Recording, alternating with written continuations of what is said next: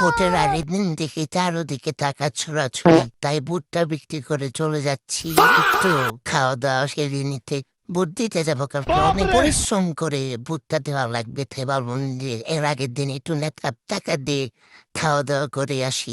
আর ইচ্ছারা এরকম ফাঁকা পরিবেশ পাওয়া যায় না, কিন্তু এবার সৌভাগ্যক্রমে হলো যে এরকম সুযোগ পাওয়া গেছে। সাথে আমার বন্ধুও ছিল। বন্ধু লজ্জা পাচ্ছিল, সে নাকি কার সৈনিক। পরে আমি বন্ধুকে বললাম, যার সৈনিক কি হও, টাকা পয়সা খাওয়া দাওয়া নিয়ে লজ্জা পাইতে নাই। তাই আমি মন বইটা খাইতেছিলাম। বন্ধু কইতাছিল সে নাকি এখন খাইতে পারে না, নেতার সাথে বেইমানি করতেছে, এজন্য নাকি খাইতে পারতেছে না। ও মা, একটু পরে দেখি বন্ধুর আমার আগে খাওয়া শেষ করে খাওয়া দাওয়া শেষ করে সে ঠিক যেতেছিলাম, তখন বন্ধু একটা কাহিনী শুনাইলো। বন্ধুর নাকি একটা মেয়েকে ভালো লাগে, কিন্তু সে পরে জানতে পারে এই মেয়ের নাকি 4 বছর আগে বিয়ে হয়ে গেছে।